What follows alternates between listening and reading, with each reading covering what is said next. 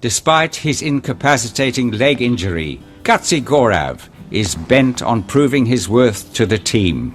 On crutches, he hobbles to the far end of the eastern wing. The ground floor is where many apparitions are reported. This intrepid investigator is bent on catching one on camera.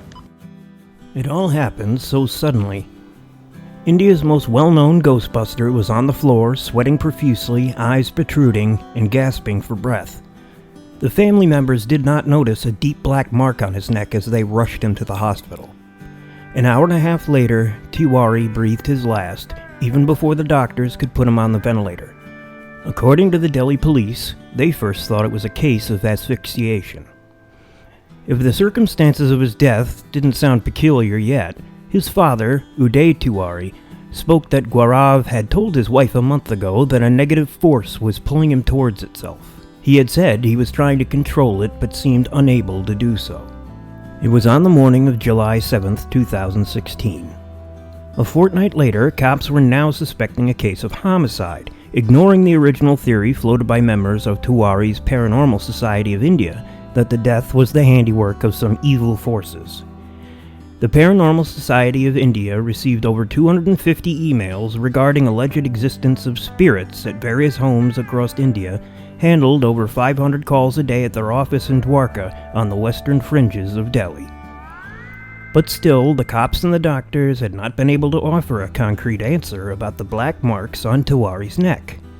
Such marks, Tiwari often narrated during dinner table conversations, are signs of revenge of spirits in distress. His family believed him at times, but mostly ignored him. His wife Arya did not even like the ghost-busting profession. She wanted her husband to wear a tie and a suit and carry a leather case to a corporate office.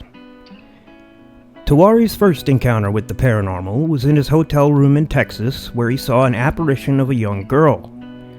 Tiwari was then training to be a commercial pilot in Texas in 2003.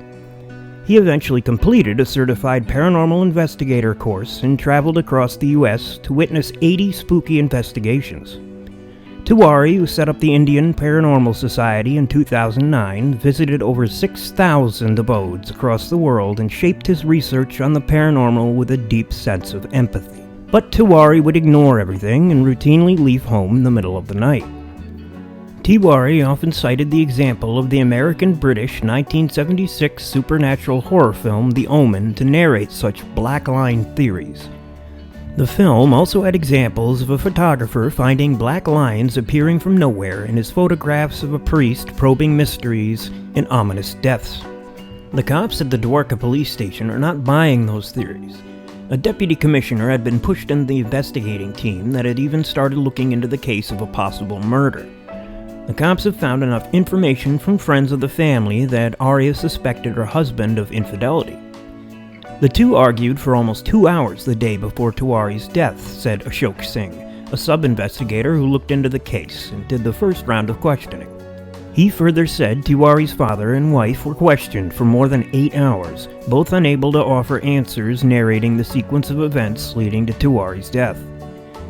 Singh said the final word is still not out on the case that had forced Tiwari's outfit, the Paranormal Society of India, to shut shop, reject mails and phone calls for over 2 weeks.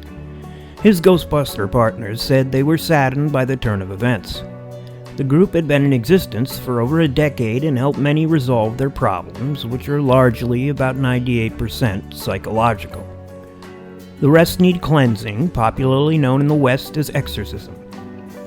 Using electronic voice, image recorders, and magnetic plates, Tiwari and his men would help purging his souls from homes plagued by mysterious events. They would visit unoccupied houses, graveyards, morgues, and even vacant churches to see if ghosts did exist. Very recently, they busted the myth of spirits in Bangar, an abandoned fort in Rajasthan.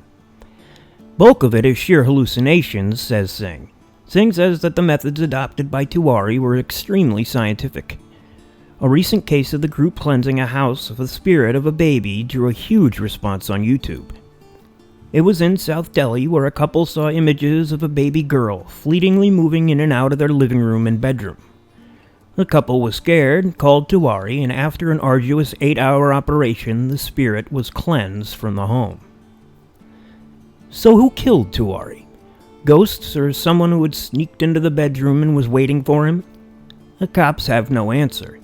Singh says he would not hazard a guess. Top Australian ghost hunter Alan Tiller, who worked with Tiwari for a television series, Haunted Australia, took to Facebook to claim Tiwari had a heart attack. In a statement to the cops, Tiwari's father said his son told him, "I am feeling extremely uncomfortable for quite some time. I'm being followed. I am being watched by someone who refuses to leave me." The cops ignored it.